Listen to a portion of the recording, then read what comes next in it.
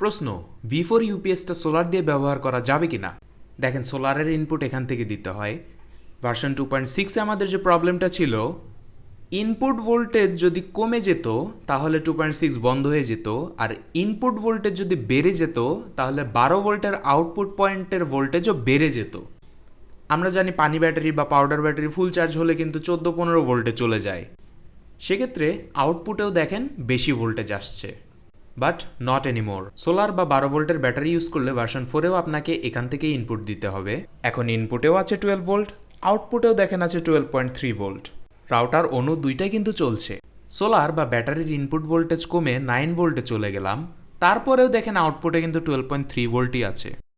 এখন ধরেন আমার ব্যাটারি ফুল চার্জ 14 ভোল্ট, তখনও কিন্তু আউটপুটে 12.3 ভোল্টই আছে। 16 ভোল্টেও তাই। আবার আমার মনে হলো ল্যাপটপ অ্যাডাপ্টার লাগাবো 19 ভোল্টের, তখনও আপনার আউটপুটে 12.3 থাকবে। আবার হুট করে মনে হলো 24 ভোল্টের পাওয়ার সাপ্লাই লাগাবো, তখন আউটপুটে 12.3 ভোল্টই থাকবে। সো ইয়েস, ভার্সন 4 ইউপিএসটা আপনারা নিশ্চিন্তে সোলারের সাথে ব্যবহার করতে পারেন।